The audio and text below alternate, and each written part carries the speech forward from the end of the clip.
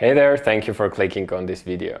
Our guest today is Adam Erhart, an experienced marketing strategist, content creator, and entrepreneur, who thanks to his YouTube channel and individual consulting sessions help businesses grow online. According to him, marketing is the single most important element to business success. And right now, we are going to discuss how to create and optimize effective sales funnels. If you enjoyed this video, don't forget to subscribe for more, and feel free to ask any questions you like in the comment section. This video was brought to you by Temweb, an automated WordPress platform designed for agencies. Automate hosting, speed optimization, migration, site building and management, and skyrocket your agency growth. Sign up for a 14-day free trial and experience true automation. Hey Adam, thank you for joining us. Oh, my pleasure, my friend. Good to be here. Thanks for having me on. So I want to immediately go into the topic of today. And I know that you focus a lot in your videos and on your website talking about psychological marketing. So can you tell us a bit more about it? Yeah, essentially, so the main thing that I focus on is sort of, I guess, psychologically driven marketing, psychology-based marketing psychological principles, et cetera, whatever you want to call it. Essentially, it's the head stuff. And when we're looking at marketing, there's a ton of different ways that we can do it. There's a lot of people that preach sort of tricks and hacks and tactics and a lot of stuff on beating algorithms and how we sort of outsmart things and take advantage of the social media platforms to get them to do what we want them to do. And that's good and that's valuable. And we need those tricks and we need those tactics, but that's baseline level marketing. So it's like we can have all those and they're important and they're fun, but they're not really what sort of moves the needle, and they're not going to last, and they always change. So we've got to be up in them. And then we move up a level and we have kind of the more of the strategy and the thinking things through. And like we're going to talk about today, and the funnels and the customer journey and how do we optimize that and think about touch points and experience and all of the things that go into that and really structure out a really strategic marketing campaign so that we're sort of guiding people through. But then above that, we have the psychology stuff. And this is the consumer behavior. It's the why people do what they do. It's the fact that us as human beings and our customers and our clients and everyone we try to work with, it's the fact that they make purchase decisions and buying decisions very much the same as they have for hundreds, if not thousands, if not tens of thousands of years. We're all programmed to seek pleasure and avoid pain and to look for signals of authority and trust and to want to be part of a tribe and to want to increase our status and our levels of prestige and all of these things. So when we understand that, and when we understand the core drivers, both the ones that are the same across all of our markets, but also the unique differences to each different market, that's where your marketing really becomes incredibly powerful and almost unstoppable, because these factors that we leverage, they're instantaneous and they're invisible. So you could ask someone, well, why did you do that? And they're going to tell you something that could be whatever. I liked it. I like the color or the price or whatever it is. But there was something that happened in their brains that caused them to immediately associate that with some kind of benefit. And they're going to make that decision immediately and emotionally, and then they're going to later justify it rationally and logically, and we're going to need to present all the facts and et cetera, so they can justify to themselves, but also to others, why they did what they did. So that is the very shortish, longish answer on kind of psychology-driven marketing. It's sort of an upper level, taking it that step further. Do you think that this is going to become particularly more important during this year and further down the road? Yeah, I think it's been important forever. I think I'm trying to shine more of a light on it. So my intention is, my hope is that fellow marketers and other business owners and entrepreneurs will start to understand just how important it is. And we start to study not just neuromarketing, which is the kind of really nerdy stuff where we're hooking people up to things, but like cognitive behavior sciences and like why these triggers are influencing people and the factors of psychology. We don't need to go too far down into different cognitive biases and heuristics and all that stuff, but I think people need to understand and know it. And that really is what separates the amateurs from the pros, and also allows you as a marketer, as a business owner, to have longevity in a market that kind of churns and burns through people. We've all seen this if you've been around for any more than even a few years. We've seen people come in and they do a bunch of tricks and hacks and that, and then the algorithm changes and it wipes them out, and they've failed to build their own platforms and they've failed to establish their own brand, and now they're gone. And it's sad because they probably had a good message and they had a good story to tell, but they got sucked into the trap of using this, I guess we could call it superficial marketing.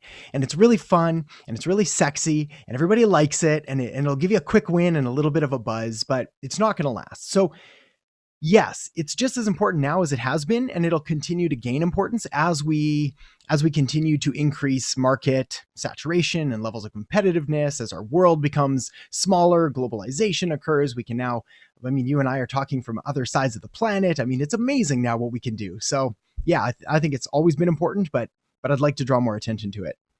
Yeah, I absolutely agree with you, especially as you mentioned in the case of SEO, because it has a bunch of technicalities alongside like giving the main message. And then as you mentioned, algorithm changes can completely screw up all of your marketing efforts that you have done before.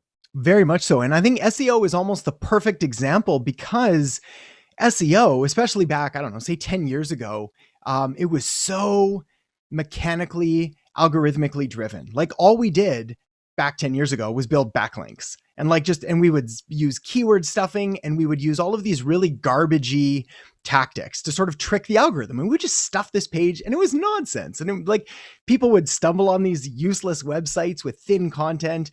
And then Panda and Penguin and all of these different algorithm adjustments came out and they started to get smarter and they started to prioritize kind of user experience and customer experience. And now what we're seeing is, links are still important, authority signals and having solid content. But if you design with the user in mind, if you think what would intrigue them, what would provide value, what would make them stay on the site, what will decrease bounce rate so they don't just leave, like all of these factors, that's where you really, again, start to build these truly powerful hubs. So you also mentioned about consumer behavior, and one of the best ways of utilizing consumer behavior to your advantage is sales funnels. And there are a bunch of different models of a sales funnel. There is one by HubSpot, probably the most famous one. Neil Patel has his own approach to that. So what's your favorite approach to sales funnels? Yeah, well, I think that what's interesting about sales funnels is they've become almost like another buzzword, right? And part of that's synonymous with like the software that most people associate with funnels and that. However, the thing is sales funnel is nothing more than the steps that a customer has to go through in order to buy from you. So where things get complicated is when people look at, say, Neil Patel's sales funnel, which is amazing, and HubSpot, which is amazing. Like they're all good and they're all amazing, but are they right for you, for what you're trying to sell? So the problem is that people will use like a sales funnel that's focused on a product with upsells and downsells and this and that and the other. And then they'll try to apply that to a service-based business. And they'll try to do it where the goal is a sales call or some kind of application. And things start to get a little weird because we're using upsells or downsells, or how does this work over? So it's funny. I do have a preferred one, so I won't deny you the answer. But the reality is we always have to start with like, well, what do we want to do and achieve? And then just like reverse engineer the steps to get to where we need to get to the very top. So it's like, well, how's someone going to hear about us? What's the first thing we need to tell them? What's the next thing they're going to want to do? Where do I want to take them from there? What's the next logical step? What kind of conversion mechanism am I going to put in place? What kind of engagement am I going to want to design? So for me, my preferred funnel for almost everyone, whether we're talking, unless we're like low dollar e-com type direct to sales stuff, it's almost always some kind of a lead magnet opt-in to email, almost exclusively. Like even if we're doing high ticket stuff, if we're doing service-based business, again, the exception is we're going like ad direct to some kind of lower e-com value. But otherwise, we'll run any kind of traffic. It could be organic, it could be paid traffic. We'll run it to a landing page with a lead magnet to get someone onto an email list. Email is still my absolute preferred medium of, especially for engagement and for conversion. For traffic, obviously it's irrelevant because we need to drive people to the email list. Email doesn't attract people on its own. So we still need a traffic tool. And again, that's going to be specific to the business and market and industry that you're in, but that's the funnel. And then once they're on email, I've got a very strategic approach that I use, but we tailor it depending on who's using it. And then we'll lead them to whatever conversion tool we want, whether it's a webinar or a video sales letter or an application funnel or a sales call or wherever is most relevant to the business. So how do I start a sales funnel as a beginner? How do you start a sales funnel? You start at the end. So what you have to figure out is, well, what's your business? What are you selling? And then you've got to figure out, well, how many steps are going to be involved with that? So are you selling something for $1,000 or more? Are you selling something for $10 or less? Whatever it is. So let's say, easy math, we'll say $1,000. So you're selling something for $1,000 and it's, we'll say it's a service, just for hypothetical reasons. Feel free to, we can do different examples. So it's like, okay, well, if we're selling something for $1,000, we probably want to guide them through either a sales page as our conversion tool. We could do a webinar. We could do a VSL. We could do an application and call, but depends on what we have. We may or may not need it. So that's that step there. So then we need to reverse it. Okay, well, to get someone there, we can go straight to it. So run traffic straight to a sales page, traffic to wherever it is. But the reality is that's probably not going to convert very high. 1%, maybe less if it's more expensive, maybe higher if it's a really good webinar. So we probably need some kind of stopgap in between. And this is where email comes in. Not to mention making someone an offer to be like, hey, do you want to jump on an hour-long sales call? It's not very appealing. Same with webinars, still amazing tools, but depending on the market that you're serving, sophisticated markets typically don't like sitting through hour and a half webinars. We've been through them before. We kind of know what it's about, rather just buy or not buy. So, okay, we're going to need something in front of them. Could be a lead magnet, a cheat sheet, a PDF, a blueprint, whatever it is. So we'll put that there and then we'll offer that next conversion tool after that. So unfortunately, there's no easy answer if you're just getting started. It really depends on what it is you're trying to sell. But I think if I did have to give you that blanket, it's always we run it to a landing page and a lead magnet. That's step one. What is like if your business or product takes them from A to Z, what's something you could give them that gets them from A to B? Just that first little win establishes some value and some trust and some authority, and then you can take it from there. Okay, so you mentioned about how important landing pages and lead magnets are. And what are some of the most important components of a landing page that every successful landing page has? Yeah, so that's a nice, easy answer. So the reality is when we look at landing pages, they can get as extreme and crazy as you want them to be. We've seen those ones that are monsters. But the reality is there's one thing that's more important than anything else, and that's the offer. So it's like, well, what are you giving someone that makes them interested, that makes them want to actually hand over their information? So once you have a good offer, the rest of it's kind of just icing on the cake. So we need a good headline. We need a good sub-headline. So it's like the headline being, this is what you're going to get. Make it clear, make it specific, make it valuable. None of this broad, random garbage that nobody understands. Very clear, very specific what they're going to get. And then a sub-headline of why they should care, what this is going to do for them, why they're going to benefit, what kind of outcome they can expect. And then download now button. And that's it. Like you can, if you want, you can do a picture of the lead magnet. You can do an about me section. You can have 3 bullets with features, advantages, and benefits. You can do all of that if you want. But my highest converting landing pages still to this day, and they have been for the last, easily the last 10 years. I'm running a very similar lead magnet. It's a title and a subheadline and a download now button. Occasionally I get fancy and I add an about me section or some bullets, and almost without fail, the conversion rate goes down. So yeah, keep it simple. So as I understood, your favorite approach is to keep everything short and have a short form content. But do you think there are some industries where long content landing pages will work better than the short ones? Yes and no. I think the theory is really good that you should have a longer form content. Now, here's the deal. I think we got to qualify it because we can have a short landing page if they're coming from a longer form piece of content. So it's rare, unless you have an amazingly valuable offer in the right kind of market that's not been heavily marketed to, that you're going to run, say, a Facebook ad with like 2 sentences saying, download this free thing, that takes them to a landing page that says, download this free thing, and they're going to do it because we haven't provided any context or relevance or anything like that. So it depends where they're coming from for starters. Are we sending them from a blog article, a white paper, a YouTube video, a podcast, somewhere they've got a lot of information and value first, they know who you are, or are they coming from just like a cold ad? So if we're sending them there, somewhere we've got to provide some information. So I prefer to provide it on the front end, not on my landing page. I do all of my pre-selling and my pre-qualification through content, through value, through podcasts, YouTube, email, et cetera, et cetera. So by the time they're ready, they're like, yes, I like this person. I like what they're saying. I'm in, or I'm not. Either one's fine. Now, is there a case for ridiculously long content or even longer content on landing pages?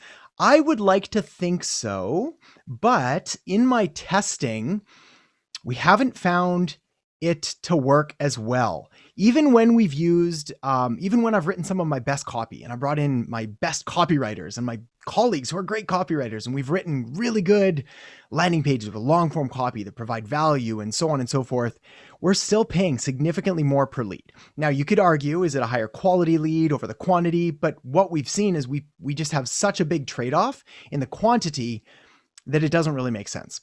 So I'd rather nurture them later. Again, it depends on the industry where they're getting the content first, but if they're scrolling through their social media feeds at like 1,000,000 miles a minute, yeah, they're probably not going to read like a 6-minute landing page unless you can, tie that in with some kind of hook. So Yeah, that absolutely makes sense.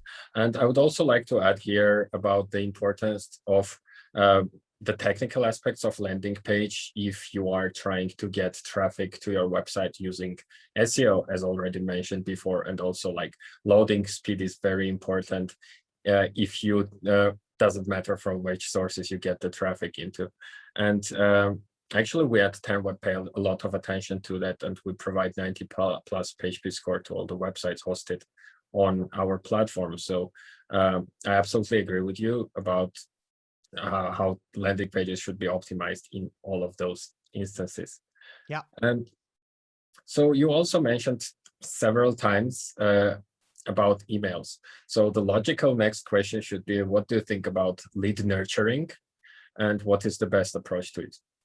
Yeah. So I've spent a lot of years trying to figure out the best approach for it. So first I'll tell you my thought on it, and then I'll give you my approach to it. So my thought on lead nurturing is that, well, there are many thoughts, my friend. So here's the deal. First of all, in any given market, there's 3 different groups of people, right? And it depends which statistic you read or which study you read, but there's around like 3 to 5% of people who are ready to buy right now. So they've got credit card in hand, they're looking for a solution, they want to buy, and whatever it is, they're like, just fix my problem. So they're going to buy.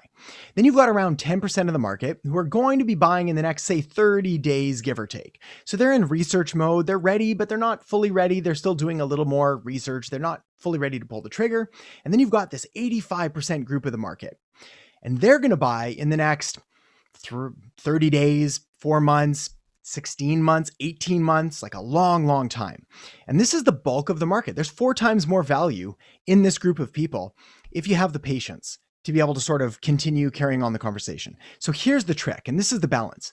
You can't, I shouldn't say prioritize, but you can't exclude one group over the other. Because if you exclude the people who are ready to buy right now in favor of the people who are going to buy later, you're going to have cash flow problems. Your business is going to die in the next 30, 60, 90 days because you're never going to make any sales. On the other hand, if you only focus on the people who are ready to buy right now and you exclude the 85 and the 10%, so the 95 group of people later, you're never going to grow. You're never going to really make a dent or an impact or build your business, because that's where the largest portion is. So you need a solution that gets in front of people, presents them with an offer in a direct but not aggressive way that allows them to show basically, hey, look, I'm here, I have a solution, you have a problem, I can help you, and you should do it. But if you're not ready, that's okay too. And then I can keep on quote unquote nurturing or loving on them or whatever we want to call them, with all the same thing. Essentially, the way that I look at it is continuing a relationship and always showing up. Because I want to increase touch points. I want to be top of mind. I want my business and my clients to always appear when they're thinking about whatever that is.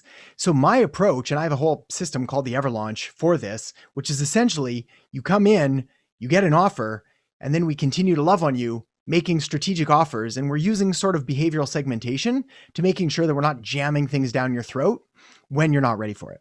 So essentially, we'll put an offer in front of you and we'll make it very clear. This is an offer. It solves this problem. If this is you, hey, you should probably learn more.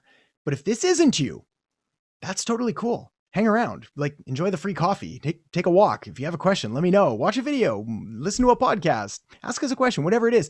And then we'll make another offer and we'll find different ways in that at the right time, at the right moment for them, they're going to take action. And then we're there to be the ones to help them. What do you do to like limit the number of unsubscribes as low as possible? Yeah, I don't try to limit unsubscribes. I don't mind unsubscribes, provided that my messaging and my tone is in line with the market that I actually want to serve.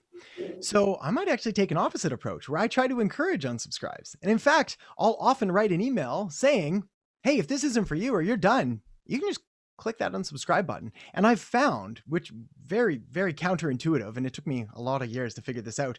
I found that when I'm more direct by saying, you don't have to be here and you can go. And if this isn't for you and you're not getting value and this is not where you're at in your business, my unsubscribe rates they've significantly lowered. Way less people unsubscribe now that I almost encourage them to, saying, look, you probably get too many emails. So if you don't like this one, you can go ahead and unsubscribe. And in fact, I'll actually actively unsubscribe people too. We have a comeback sequence that we use where if they're not opening their emails, we'll send them a very heavy engaged ones being like, look, do you want to stay? Do you want to go or whatnot? But if they don't, I'm quite happy to remove them from the list, because the last thing I want is a giant email list with people that just aren't opening or responding to the emails. None of that does any good. It costs me a fortune that I've got to pay to deliver my emails. It destroys my deliverability scores, and it's just not the right people for the right time. And again, if you play the long game, they may or may not be back. And the people that are back are the ones that, like, say, personally speaking, they'll like my energy or my attitude or my approach. And the people that leave will be like, he talks too fast, or I don't like, marketing's not that important. I'm going to do this other thing, or whatever it is. And that's okay, because they're not my people. I can't help them. Yeah, that's a great and very interesting approach. That's definitely something I will test one day and see how it turns out. Yeah. So speaking about testing, do you do a lot of A/B tests, and are A/B tests the reason why you came to this funnel that you were describing? Yeah. So I do more A/B tests probably than I should. I think, and the reason I say that is because as a marketer, I'm a huge geeky marketer guy. I just love this stuff. I find it infinitely fascinating to see which subject line is going to work better, headline or ad copy or whatever it is. So I test a lot of stuff. Now, when I say I shouldn't as much, it's because, especially with A/B testing, there's these things known as statistical significance, which means that if we've ever looked at someone's ad account and they've made 2 sales and they shut down the other campaign because this one made 2 sales, that's premature. And it doesn't make any sense because we only have 2 sales and it only got in front of 500 people. So we need to make sure that we're making decisions based on sufficient data. So for me, when it comes to, say, like an email subject line, for example, to split test, I won't, like, if my list was, say, less than 1,000 people, I probably wouldn't test it. But at around 5,000, 3,000 even, yeah, you can start testing. So for me, if I run a split test and say I'm going to send it to 10,000 emails, I'll send 5,000 to this one or 5,000 to that one, or I'll send 3,000 here, 3,000 there, and then I'll pick the winner to send to the other 4,000. So yeah, I split test a lot of stuff. But even more so, it's from conversations with things that we'll put into practice. So for example, this nurturing strategy, the ever launch that we use, and like when we make the offer and when we don't and so on, that is very much based on testing. So what ended up happening is that over the last decade or so of sending these emails, we watched to see, well, are people, so let's circle back to the unsubscribing thing. If we make the offer too aggressive or too soon, do we get too many unsubscribes because they're like, whoa, that's pushy? But if we don't make the offer soon enough, do they forget that we even exist? And we're like, well, who's this guy and why is he selling me stuff? So there is timing. And I shouldn't say that unsubscribes don't matter. I don't care about them later. In the early stages, I do watch them to make sure that we're not sort of setting off the wrong message or whatever, but also making sure that the people that are, for lack of a better term, we'll call them freebie seekers or tire kickers, or, you know, the ones that download all the free guides and store them on their hard drive and they never look at them. I don't mind if they leave, because I can't help them, because they are just collecting data that they're not going to do stuff with. So I make it very clear that when you sign up for my email list or a client's email list, this is a place of action. And this is the place where we're going to get results, and we're going to do it together. And when we have products, services, offers that we think are very helpful and valuable and in alignment, we're going to tell you about them. And we're going to put them in front of you and say, we think this is good. Go check it out for yourself and make your own decision. But we're not going to hide that from you, because we also have a business to run here. So it is definitely a balance, but it's one that can be achieved. Okay, got it. So I also want to talk to you about like all those tools that you use for marketing. But before that, I want to go back to like psychological part. Mhm. and ask you, what do you think are the main triggers that push your potential customers, the ones that are not here to just seek freebies, to make the final decision and make a purchase or buy the service, whatever it is that the business is selling? Yeah. So when it comes to, oh, that's a deep one. So here's the deal. When it comes to, we'll say triggers, there's influence factors. There's all of these there's great books you can read. Robert Cialdini's obviously on influence. There's books on the principles of persuasion. There's books on all kinds of behavioral economics, anything like that. Dan Ariely has a lot of books. Any of those will sort of guide you in the right direction. But the reality is that when it comes to cognitive biases, we call them, which are these mental shortcuts we have in our brains that allow us to sort of quickly perceive and evaluate information. So what happens is when someone sees information, and we see a lot of it, there's 5,000, 10,000 ad messages thrown at us every day. There's this and that and the other. And did I forget to make the kids lunch or do this thing, or am I late for work, or whatever it is? So we always have to make these quick decisions. And this is where we can start to use these cognitive biases. So the best example is probably one known as anchoring. And we've all heard of anchoring before, but nobody really understands just how powerful it is. So for example, on one of my sales pages, before I get to the price of what the thing is, I have a headline that says, here's the $1 million question. How much does it cost? And then we go into the price of the thing. Now, what's just happened is we've just anchored the price as $1 million. Now, here's what's weird. I can tell you, I'm about to tell you a really big number. I'm going to say $1 million. And I don't want you to let that affect how you're going to perceive the price. And you're going to be like, cool, I get it. Not going to happen. But it still does, because we can't stop it. Our brains are just too powerful, and we simply can't resist. So even when we look at the price and say it's $1,000 or whatever, by contrast, it just looks significantly cheaper. Now, how we do this is through a couple different ways, one of which is known as schemas. So in our brains, we all have these schemas, which are these categories or these frameworks that are associated with different things. So for example, there was a study that was done on a group of participants, and they triggered or primed, which is another word for basically talking about, these schemas of elderly people, of senior citizens. So they would use words like Florida and retirement and bingo and all of these things that are typically associated with elderly people. Then what they did is they measured the study participants that were primed with these schemas of elderly people against the people that weren't primed with normal things, whatever else. Normal words, table, chair, etc., etc. And the people that were primed with the elderly schema left the study area slower. They physically moved slower because this is how they now thought, and this is how they now felt. It doesn't matter that they didn't say, hey, I want you to think of this or do this. They just simply had to be exposed to these words.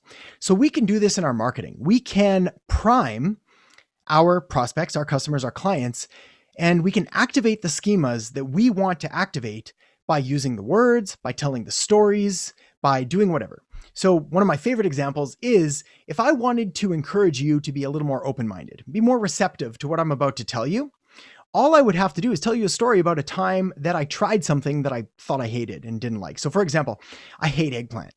This is the worst vegetable in the history of the world. It is mushy and flavorless and bland. I hate it.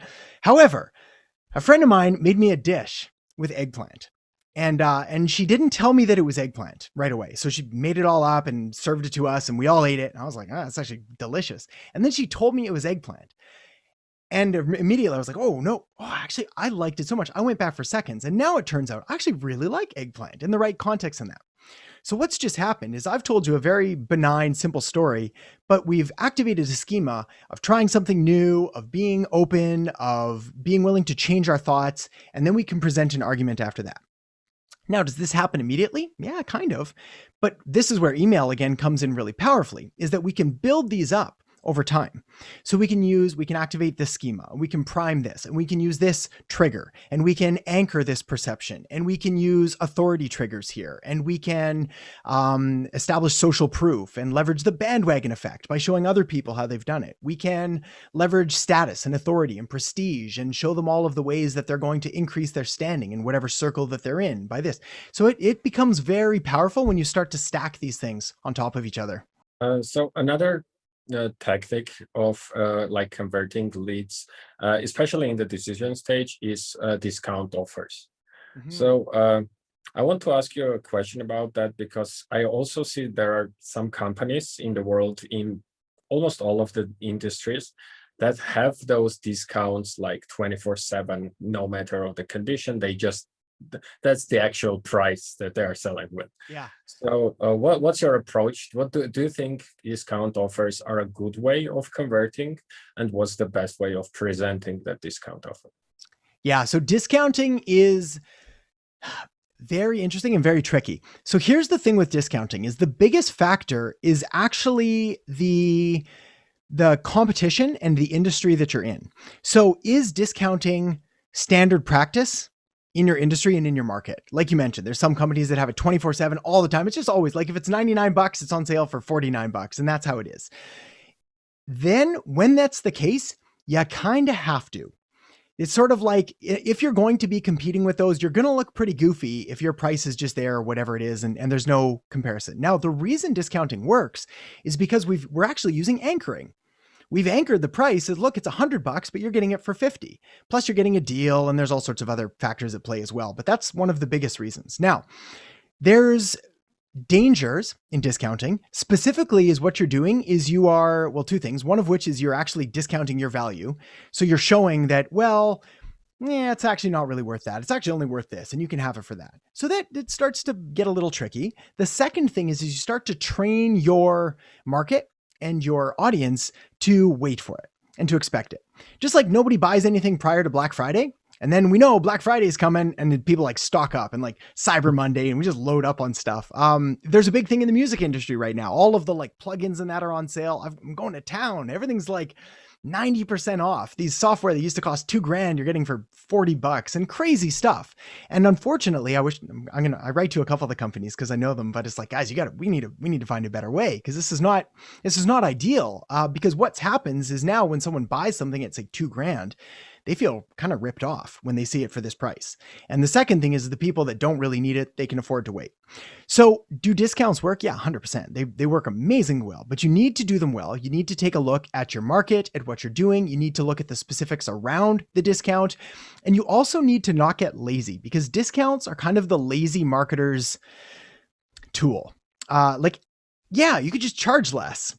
Yes, that works. But like, could we not find a better way to really solve a better problem, or increase the value, or add a bonus or other incentive? Or could we look at scarcity or urgency, or taking things away, or selling limited quantities?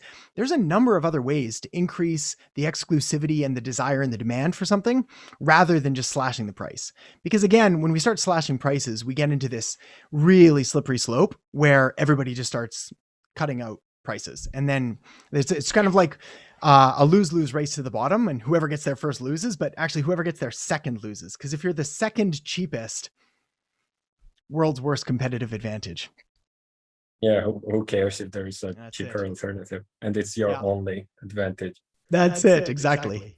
So what are the technical tools that you would recommend for creating a sales funnel? Yeah, so the big thing is very, very, very simple. Like, all we really need is a landing page and some kind of email follow-up. That's it. Like, if you wanted to create a nice, simple email sales funnel, you could do it on your website. You could create a landing page there. You could use any number of different landing page software. There's a ton. They're all fine, really. So pick which one you kind of like. Email service providers get a little trickier. I have my personal favorites, but they change as well. Like, sometimes this year, this one's better. Last year, that one was better. Some of them change the market that they're serving, but you can do a lot of damage with some way, some kind of website or landing page to collect an email, and then some kind of email follow-up service to be able to stay in touch and to continue creating those touch points. That's it. You don't really need much more. One thing that I think everyone should pay attention to is that if they have a preferred email marketing software, tool, they should also take into account that the software that they are using to build the landing page has integration with that. For example, if you are a fan of MailChimp, you should use something that supports MailChimp. Obviously, MailChimp is the most famous one, so everyone has integration with it. But in some cases, it gets a little bit trickier. Some email players as well that have built-in landing pages. So you can even just build a landing page through the email to make sure your integration's fine. That's good up until you're around, it depends on how much traffic you're getting. Because if you're getting I don't know if you're building, what would be the stage? Let's say more than 10, 20 leads a day. I would start looking at ways to split test my landing page. Because then it would make sense, because you can get a split testing feature for like $30, $40 a month or whatever it is. And if you imagine, for most industries, we'll say the value of a lead is like $3, $4, $5, give or take. I mean, I know it varies widely, but at that point, if you're getting, say, 10 leads a day and that's $50 worth of leads, it's going to make sense to start finding ways to optimize that. So that's essentially it. But even then, I mean, start with a pretty proven template and you're going to do okay. Have you ever created a sales funnel on WordPress? Yes, I didn't love it, but yes. Yeah, I have. So you can do whatever you want. It works fine as long as you have the right kind of template to do it for. You can absolutely do it. Like actually, a lot of my friends do that as well still. And then there's decent plugins that allow you to split test WordPress sites. So you could still split test your landing pages and that. Now, that's me personally, and that's simply because I'm not a developer or even designer when it comes to websites. Can you do it? Yeah, 100%. Like if you've got someone that knows how to craft it, it doesn't matter to me whether they're using WordPress or a landing page software or HTML, like it just, whatever. As long as it looks okay and converts, it doesn't really matter what it's built on, at least from a conversion point of view, as long as, like you said, it loads fast enough. Actually, I agree with you that it's a little bit more technical than, I don't know, something using a tool like ClickFunnels. But it also gives a lot more customization and much more opportunities. And if any of you guys watching this are interested in it, I've recently written an article on our blog for specifically how to create sales funnels on WordPress. And I will add that link in the description, and probably somewhere here you'll be able to click on it. So yeah, if that's interesting for you, please feel free to check it out. So you mentioned about optimizing everything. How do you measure the effectiveness? Like what are the key performance indicators for you? Again, what tools do you use to measure that? Yeah, so again, when we look at a funnel and we map everything out, all the stages, you're going to have different metrics you want to look at each one. So the big ones by far, and these are going to be kind of like ubiquitous across every funnel. You're going to look at your cost per click, CPC. If you're running ads, you're going to look at your CPLC, your cost per link click. You're going to probably look at your CPM, your cost per mil, cost per 1,000 impressions, which depending on which traffic sources you're looking at.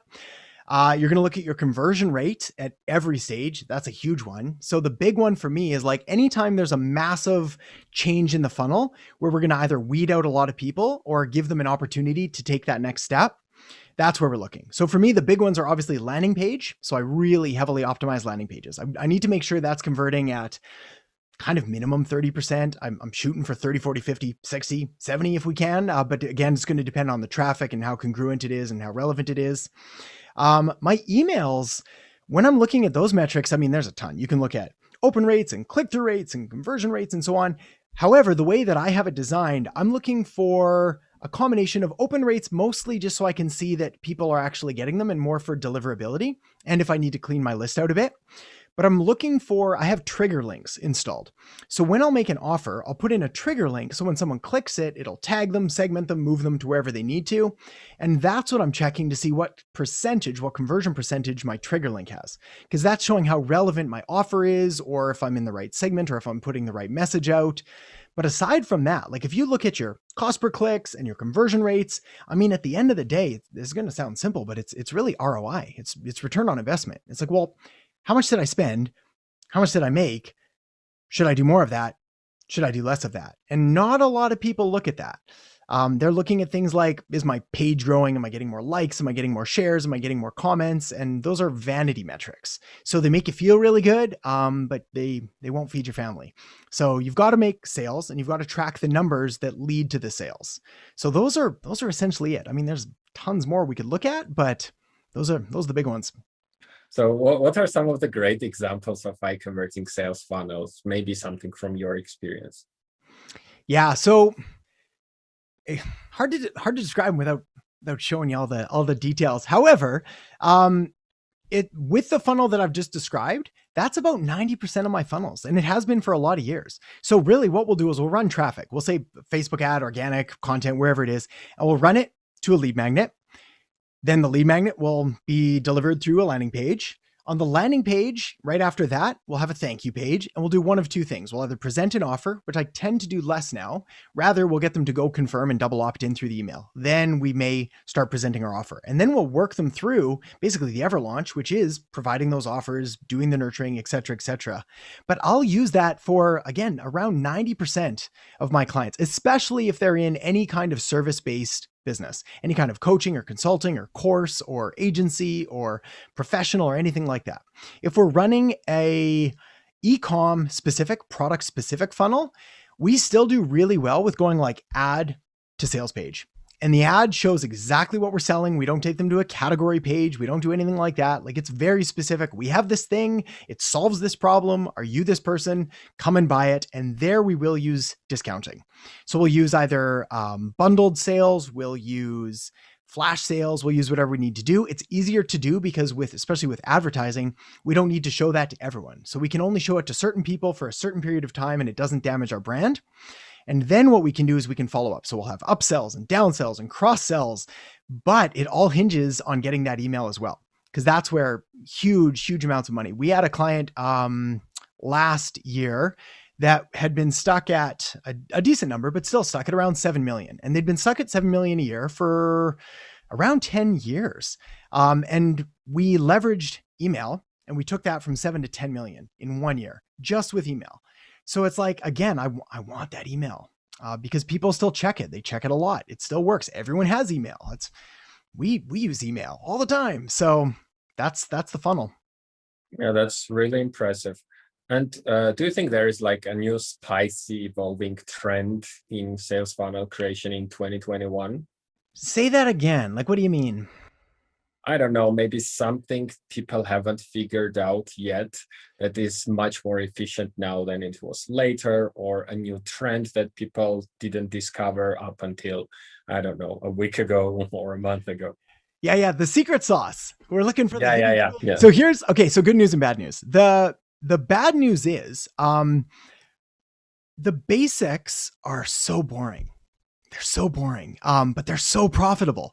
So it's like, I'll get fancy and I'll buy the software and we'll check out all the courses and we'll go to the seminars and we'll learn about all the stuff and we'll get all excited and we'll come home and we'll try it. It may or may not work, but then we'll just go back to doing what we did, which is like a good offer with a good message in front of the right targeting, with the right follow-up sequence, or the right landing page that's converted here, that we write the emails this way. Very boring, very repetitive, very profitable. Like that's where the money is. So that's the bad news. Now, the good news is if we had to pick something, I'd say that despite SMS and text marketing still being, it's not new anymore. We've had it for a while, but people haven't totally figured it out. So there's markets where we're using it and we're having amazing success, like unbelievable success. It's beating email in certain categories, but not everywhere and not everyone. And it has to be done right. So email still for like, I'm going to say like 99% of businesses don't get distracted with SMS just yet. We're not there yet. People, it has more to do again with consumer behavior.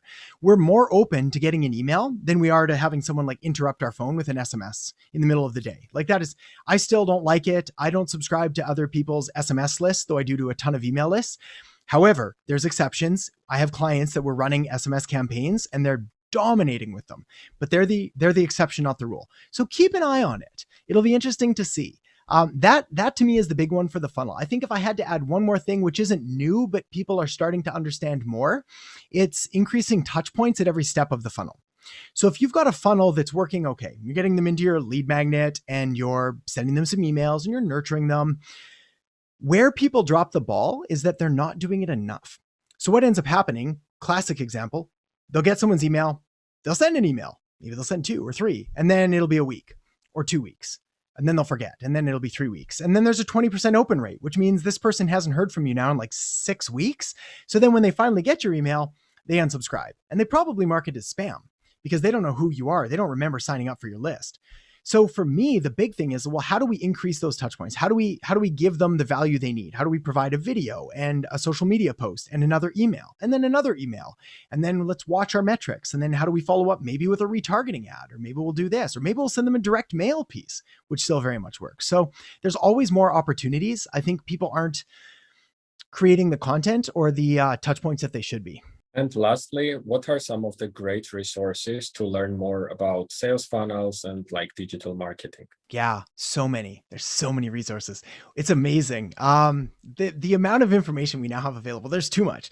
So obviously a self-promotional plug. I've got a YouTube channel that's loaded with stuff that's been a decade of my experience plus on there with a ton of things. So there's a huge spot to start. And it has somewhat to do with being self-promotional, and the other is because we've really put a lot of time and money and energy into those. So that's a great place to start. Second, Amazon. Man, like there's no excuse with the price of a book these days, $10 for a Kindle, $20 for a paperback book. There's no excuse to not literally just go to Amazon and type in marketing or digital marketing and to buy all of the books and to read all of the books. And it's time consuming and it's tedious at times, but people put a lot of energy and effort into creating these books, and there's gems in there. So try to make a habit of get through a book a week. I've been trying to get through at least 2 a week for the past, 12-ish years on marketing. And I couldn't even begin to tell you just how valuable that's been for my experience. After that, the best thing you can do is find some people that you like, that you resonate with, and then follow them a little more deeply. Buy their courses if that makes sense. Follow their content, read it more, sign up for their email lists. Find the people that you like and resonate with, though. That's the beauty of this world, is there's a lot of different sort of flavors or styles of marketers out there. So you can find one that's like, I get that guy or girl, or I understand what they're saying, or I like their tone, or I like the way they do things. And there's going to be someone for you. So there's a lot of, there's good stuff out there. Any particular book or books you would like to recommend? So many books. Where to start? Pick the top 3.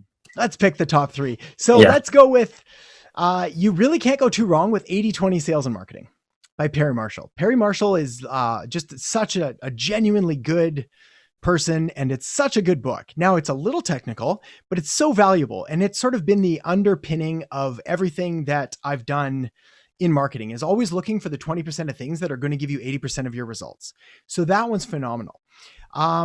Next one, this is, it's kind of old, but it's still really important, and it's Positioning.